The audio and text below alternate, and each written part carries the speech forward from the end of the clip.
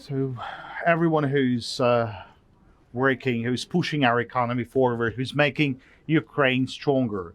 This is always important, particularly at these days when we are fighting for the second year already against the full-scale aggression of Russia, with the armed forces of Ukraine are facing very difficult tasks, and surely they're on the way to the victory. But the challenges and the tasks in the field of economy are just as complicated, and they require a comprehensive solutions. We already have to think how to return the refugees and migrants, how to promote the business, how to develop the mutually beneficial relations with the international partners, how to offer the competitive opportunities for investments, and to establish a modern and advanced Ukraine's economy. The challenges that we are currently facing are significant, and the chances offered by the destiny are significant. Now, how do we solve all those complicated tasks so that we would be able to take proper control and management in our country, as we mentioned in our anthem? It's important to compose a plan, and surely this is a very important platform to do so. Now, the words of the anthem of Ukraine are recalled today with a purpose, and surely the thoughts in the anthem, they always recall us who we are, and they will set the right mood for the following conversation. Now, I'd like to invite Leroy, the singer, for performing the national anthem of Ukraine.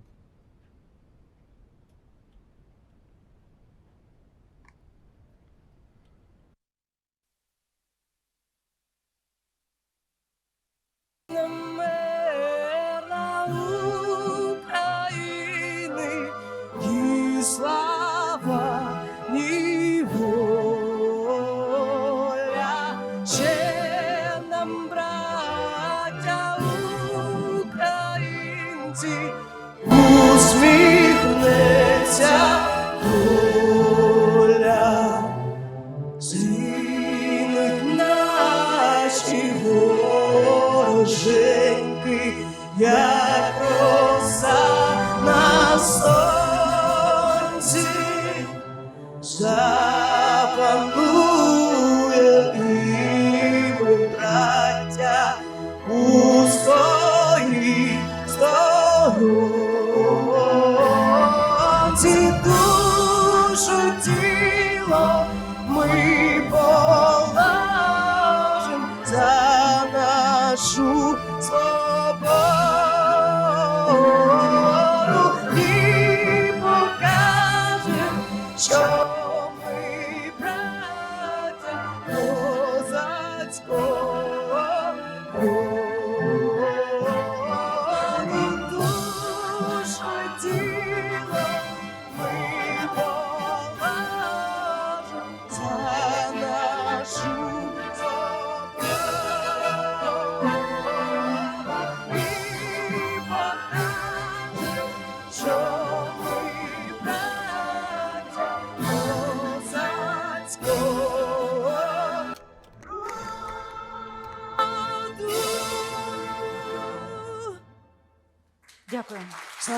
Thank you, and glory to Ukraine, glory to heroes. Now, please remain standing, as I think we should make another important thing. We should have a moment of silence to honor the depth of all those Ukrainians who were killed on the battlefield. We're doing that every day at 9 o'clock, but still, this is a significant pain, so let us commemorate their memory.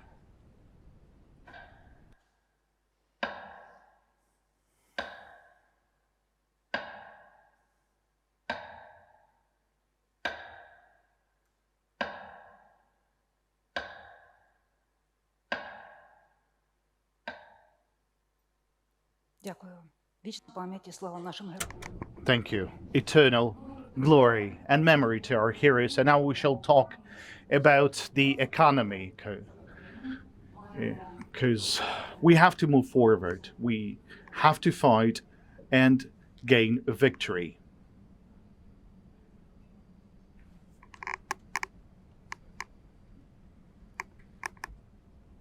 Ми всі живемо перемогою. We all live with victory. This is our purpose, this is our dream. But the victory is the beginning of the new history, the history of the economic rebuild and recovery. And there's a lot of work to do. The GDP of the country in 2022 has dropped by 30%. The most affected industries, the construction, the energy, and the transportation. The maritime blockade of the Ukraine seaports resulted in the reduction of exports by 35%. The Russian invasion has affected the income of 64% of the enterprises of Ukraine. The small and medium enterprises have reduced their operations. Only 50% of the companies have preserved the levels of production at the pre-war level. Over 800 enterprises were relocated from the damaged areas. Cities were destroyed. Millions of refugees. The mined area equals to the territory of Austria. Thanks to the great efforts of the armed forces of Ukraine, the government and Ukrainian business, the international partners and volunteers from around the world, we've managed to withstand. Ukraine has become the world trend. The attitude to Ukraine sets the political climate around the world. But the time is of importance. One day, the world will congratulate us with the victory, and the amount of assistance might reduce. What challenges do we face then? We will fight for the economy, a new fight, a fight for the future. At a certain point, these processes shall be just as dramatic as the fight for the freedom, because we shall face an unprecedented challenges, because only a third of Ukrainians will be paying taxes in the upcoming period. Almost half of the population will be made of pensioners. Hundreds of thousands of veterans will be returning from the front lines. They will need rehabilitation, and 8 to 10 billion hryvnia more would be needed to spend on social support. Then we would need to have further spendings on the military. Now, that might reduce in a significant drop of the economic situation and political instability. Thanks to the assessments of the experts, in order to survive, Ukraine needs to double the GDP. This is impossible without the development of the modern industry, without the production of products with higher added value, and the production of export-oriented products. Now, that is our task. The cost for the recovery of infrastructure and the rebuild of the cities is hundreds of billions of dollars. We put high hope on the involvement of the foreign investors, but we shall prove that this is our challenge. We have to remember the new development course. It is the state demand, the state orders that are saving the economy. Saving the economy, it's people, and we're losing our human capital. Over 6 million of Ukrainians have fled the country. Around half of them is not planning to return. That's minus 100 billion US dollars in GDP and 45 billion in budget incomes over 10 years. The establishment of favorable conditions for the return of our citizens, just as the rehabilitation and the integration of the veterans, that should be the all-national program, and this is our cause. But it is not the financial problems, not the ruins, but the unprecedented or the unexpected actions of the state. This is the major risks of the businesses. We have to destroy the barrier between the government and the business and the world, because the global trend with the economists, when the share of the private sector is smaller, they recover faster. So we have our own tasks to fulfill in the field of economy. We need effective solutions. We need more human capital. We need to return the refugees. We need to create the favorable investment and business environment. We need to establish systemic cooperation with international partners. Now, this is just a small list of challenges that we are facing now. And the most important, we need to build a new economically successful Ukraine. Now, how do we fulfill those tasks? How do we achieve the goals? The KIEF International Economic Forum sets these questions to representatives of the business and the government, we are capable of rebuilding and restoring Ukraine because we are optimists. We are the people who got used to search for solutions and to find those solutions. We have a significant experience and knowledges. We know how to cooperate. We know how to learn from one another. We know how to support and assist one another. People, business, economy. The Coast of the Freedom, KIEF International Economic Forum.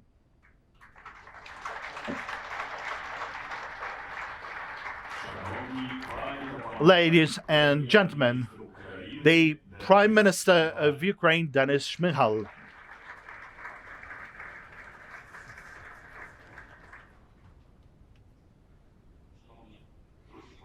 Dear friends, the esteemed organizers of this forum, ladies and gentlemen, I'm very happy that despite all the challenges we're facing today, we are already having this second International Economic Forum during the times of the war. And that is thanks to our security defense forces. And I thank you as well.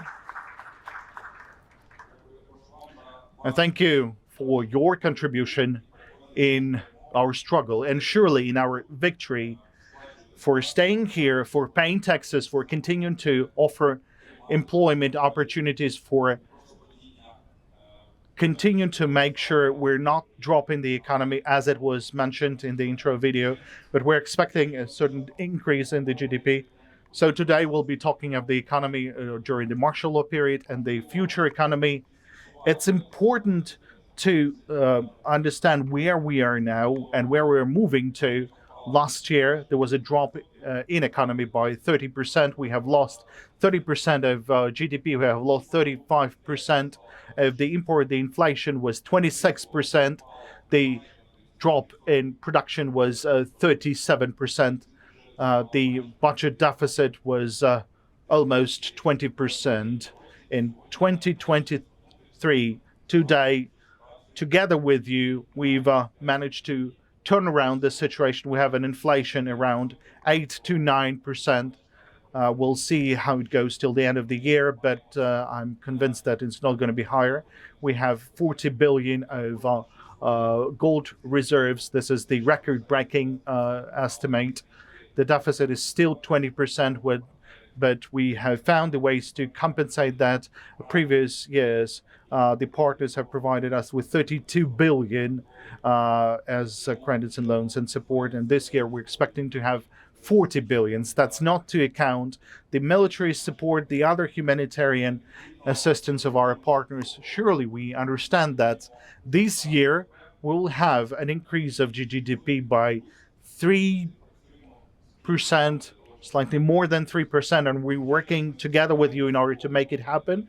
We can see a gradual increase in the production rates. We will talk why this is happening, and we will make sure that the government would be more predictable for the businesses. Although in times of uncertainty, it's very hard to be predictable, even though we're doing everything possible together with you to make it happen.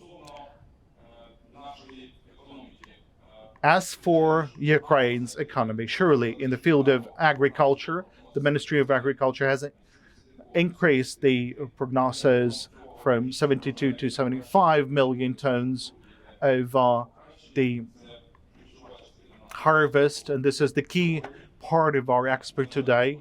Unfortunately, we have lost 35%, and this is something that we need to work together, and the government is ready to take all the necessary steps, starting from the insurance of military risks and all the way to the establishment of the required corridors, the return of the Black Sea corridor, as well as by expanding our corridors with the European Union. And we're currently actively working on that.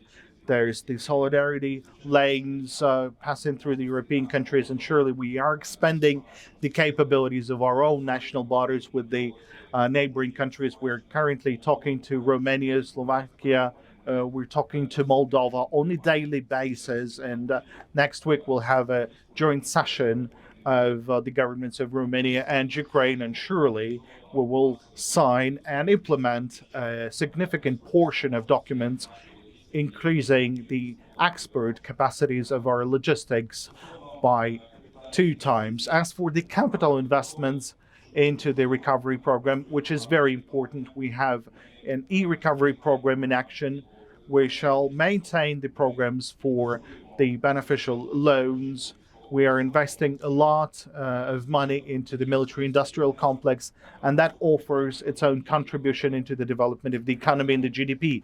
The priority for us, undoubtedly, is the security and defense sector of Ukraine, and 2/3 of all the budgetary expenditures are allocated for the security and defense sector. We are together with you. We're spending all the money of the national budget in this area. Around 100 billion is paid by the business and the people as taxes. Around 40 billion is something that we are gathering from internal and external loans through. And then all this 130, 140 billions are spent on the security and defense sector, and every hryvnia that is collected from the Ukrainian business is working for the sake of our protection and our victory in future. The rest of the money is used to cover the other expenditures of the budget, social, humanitarian, the daily expenditures. This is something that we are receiving as loans, as support from United States and other partners. Surely, we are working effectively with our partners and the IMF.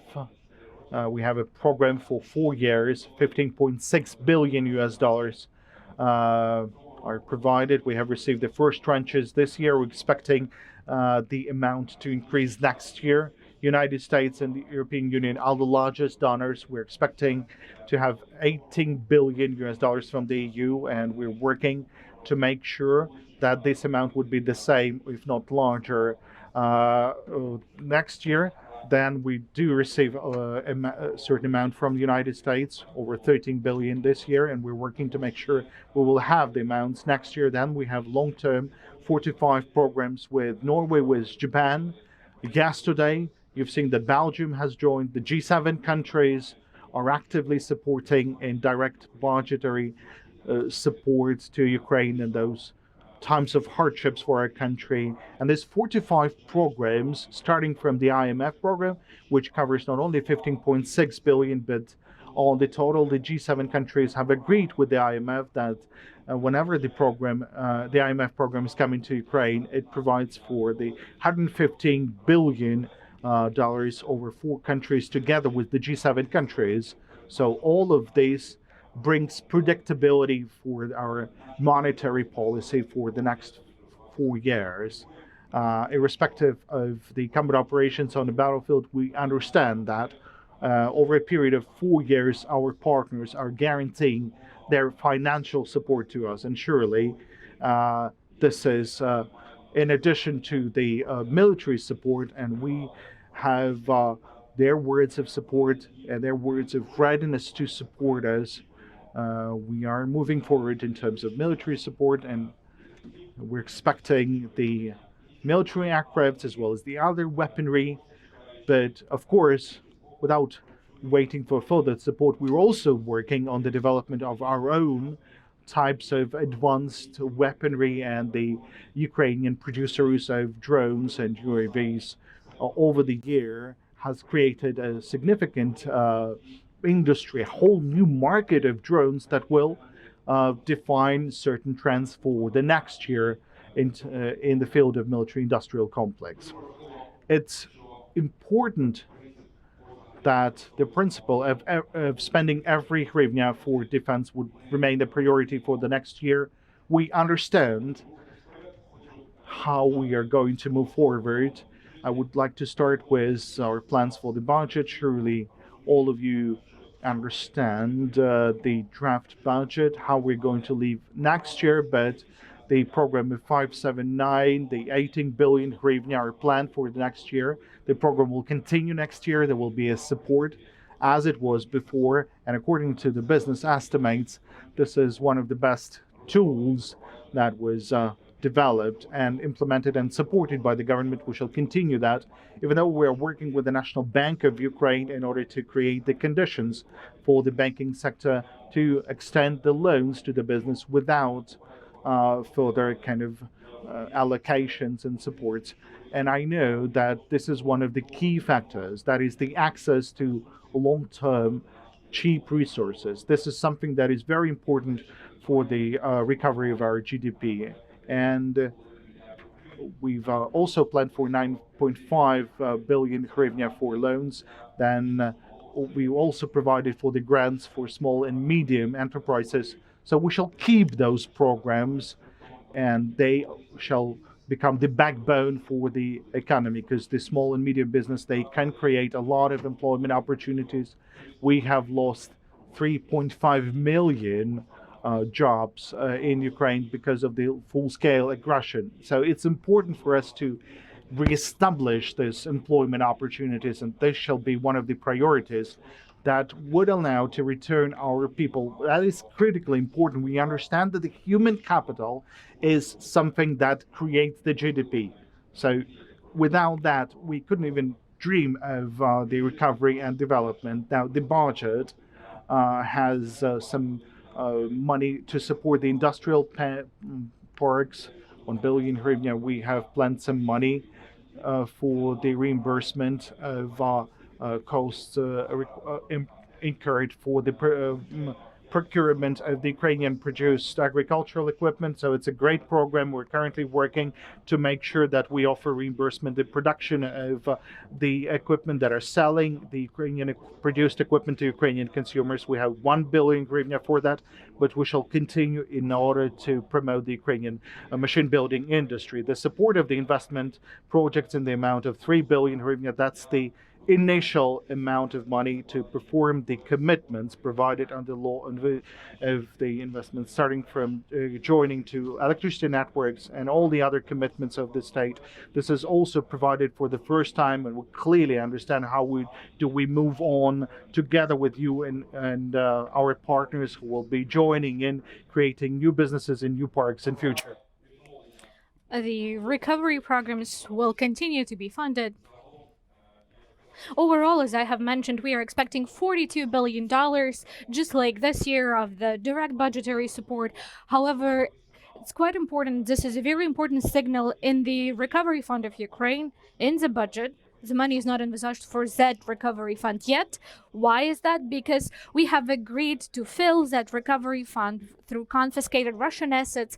This year, we have allocated the money from the confiscated funds and also funds that have been obtained through the confiscation of Russian assets that were in Ukraine, and we had 62 billion hryvnia.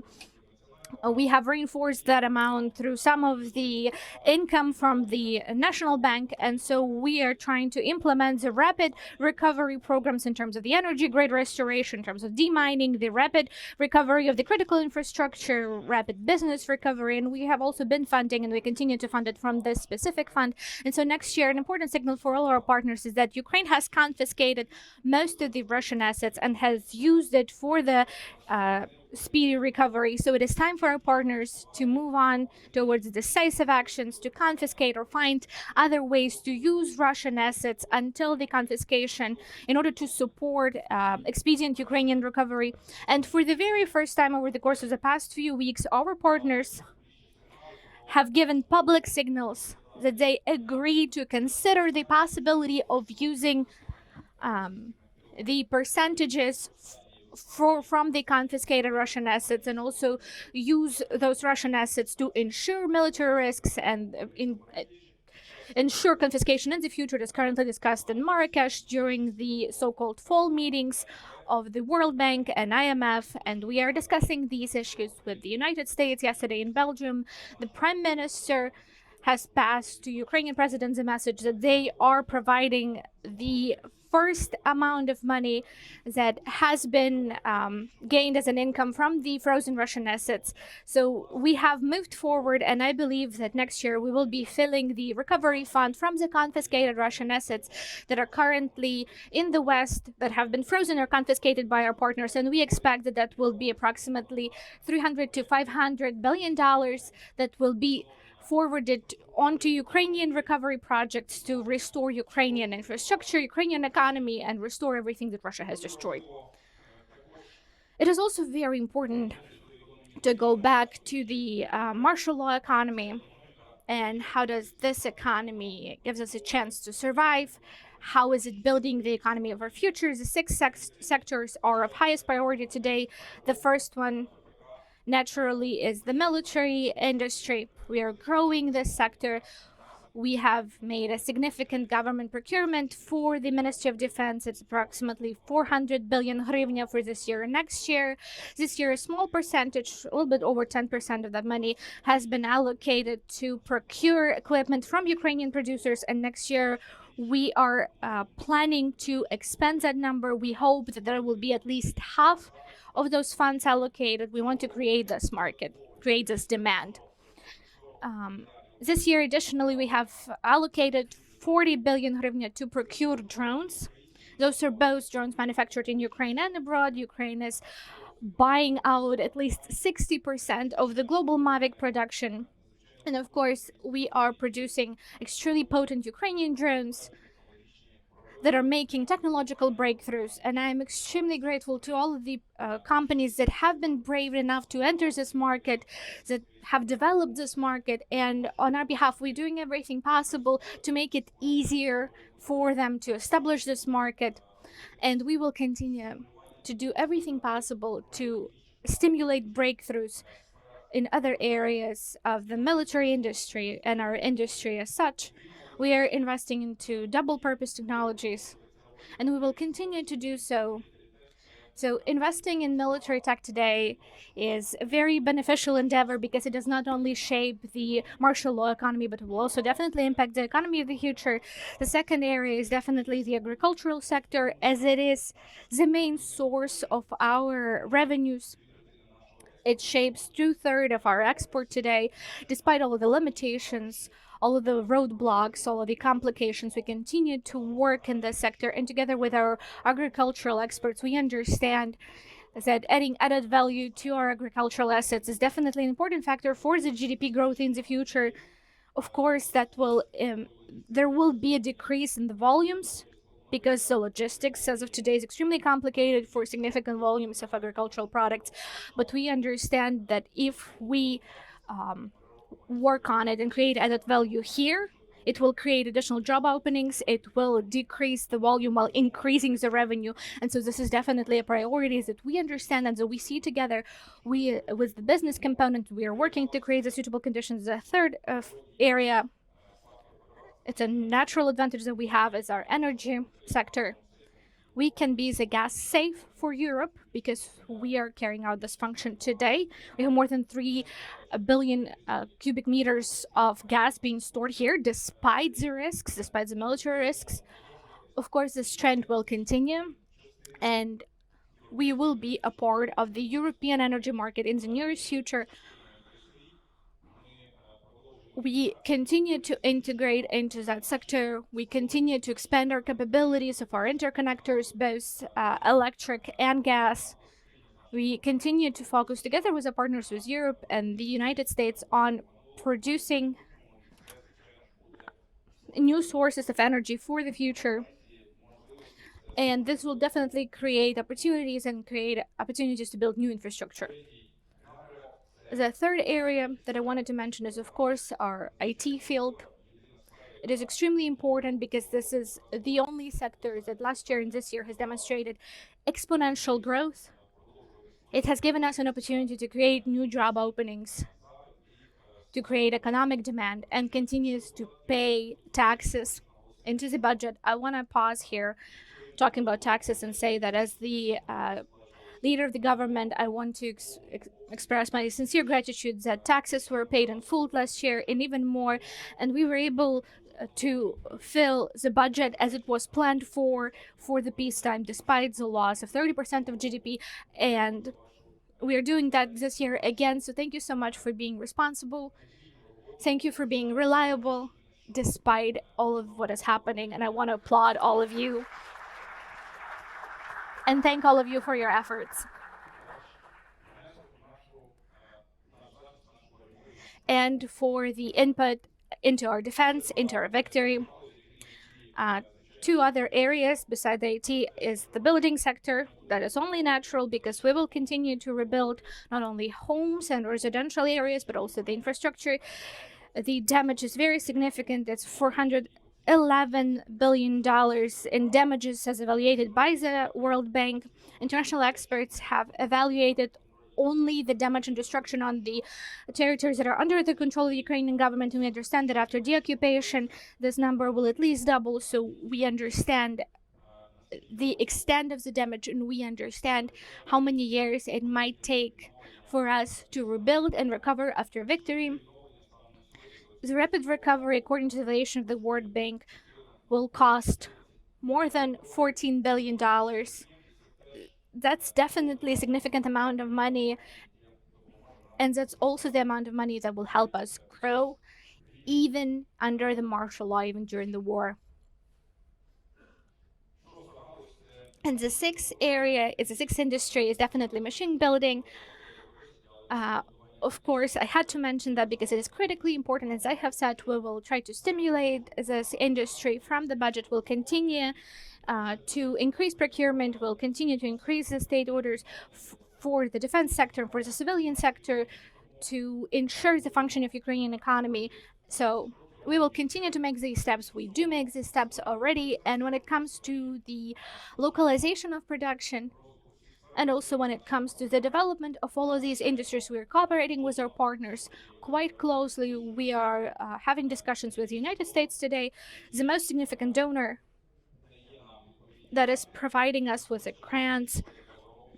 We want to increase the market with the United States. We are working on signing an agreement on the free market, very progressive agreement, just the same as we have with Canada, that envisages that we can do anything except for the exceptions listed in the agreement.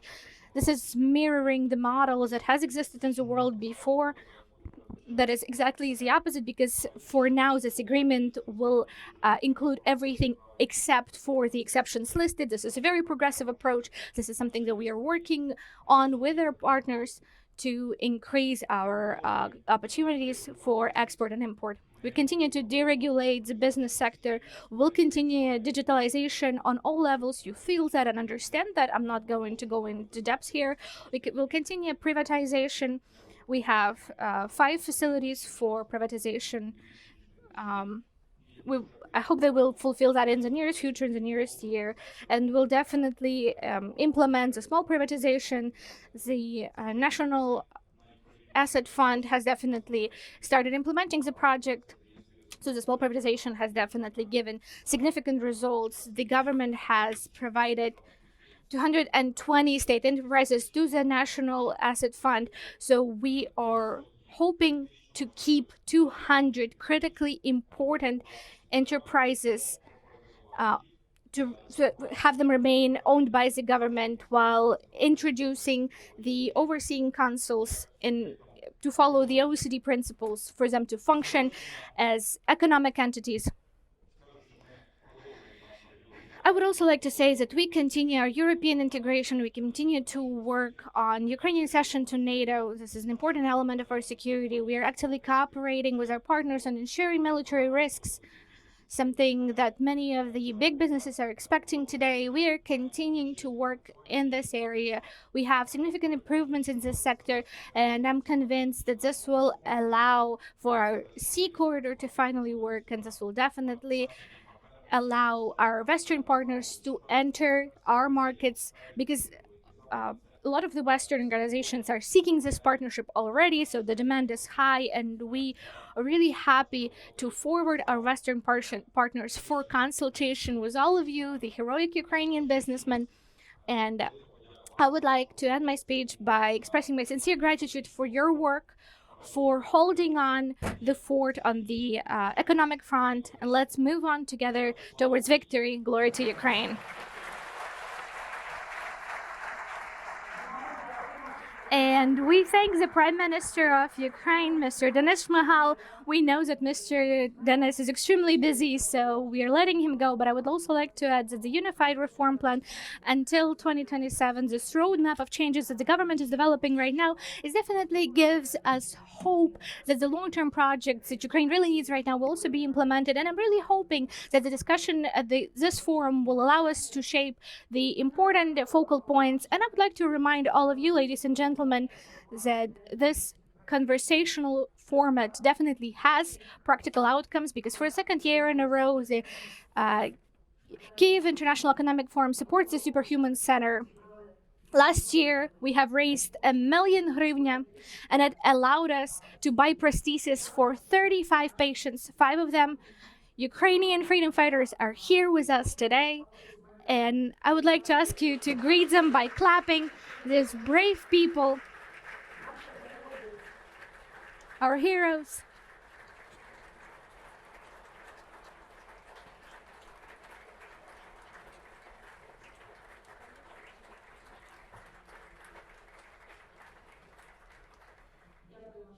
Thank you so much, our heroes. We're extremely proud of all of you. You have already won.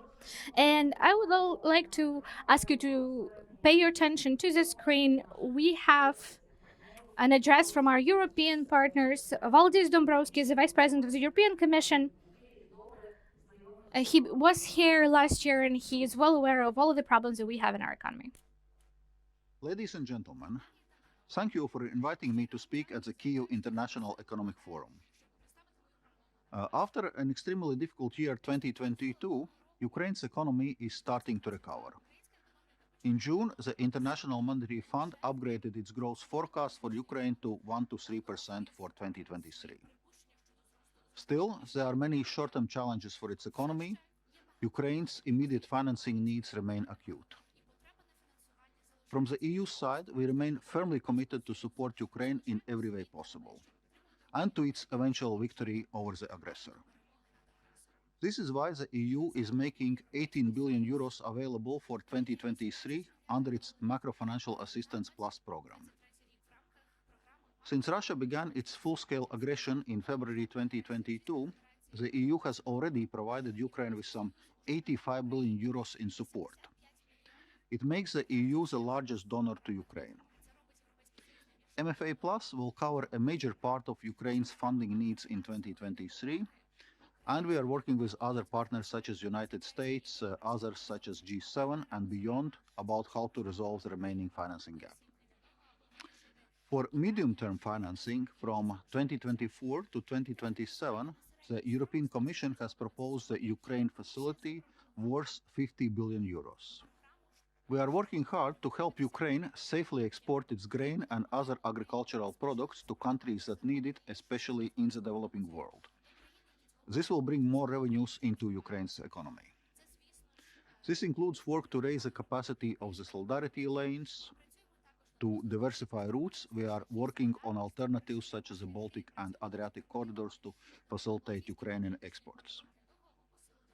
The EU's financial support instruments are linked to progress in reforms that will help Ukraine on its way to EU membership. With the MFA Plus, this conditionality relates in particular to areas such as strengthening the rule of law and fighting corruption. It also includes improving the business environment, public procurement, and customs. The Ukraine facility also aims to attract private investment, raising domestic revenue. It will support Ukraine's transition towards a green, digital, and inclusive economy aligned with EU rules and standards. Ukraine's forthcoming reconstruction is an opportunity to transform the country. The EU is committed to supporting Ukraine on all levels. Together with NATO members, this also includes providing military equipment and training. For the EU, this is a first. On enlargement, Ukraine's people have made a clear choice to join the European Union. However, this is a merit-based process. Last week in Granada, EU leaders held a first discussion on enlargement. it is a historic moment for the EU to decide on the next steps for expansion. As EU leaders said in their declaration, enlargement is a geostrategic investment in peace, security, stability, and prosperity.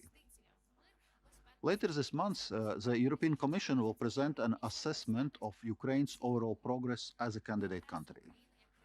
This will serve as a basis for decisions by the European Council on future steps on Ukraine's accession process.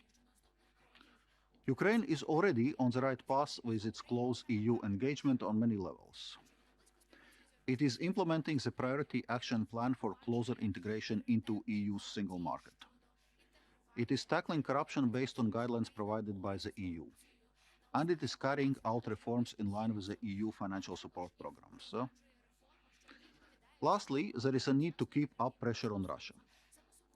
The EU continues to play a major role in the global response to condemn Russia for its illegal aggression against Ukraine. Our sanctions are biting hard, eroding Putin's ability to fund his war machine. We are ramping up enforcement and cracking down on circumvention. We are doing this in close coordination with our international partners, particularly the G7. The EU is also exploring ways to use Russian assets to help finance Ukraine's reconstruction. Another significant step taken, and a sign of international solidarity against Russia's aggression, is a price cap on Russian oil imposed by the G7 and other countries. It is fair to say that Ukraine will be high up the international agenda for time to come. The EU, its institutions and member states will stand alongside Ukraine for as long as it takes. Thank you.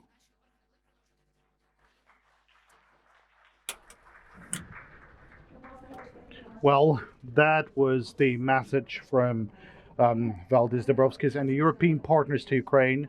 And the EU is promising to cover 45% of all the Ukrainian needs in funding until 2027. And at the recovery conference in London, Valdis has said that this recovery plan would be something that we will be drafting together with the European Union, and hopefully this plan will have a clear financial support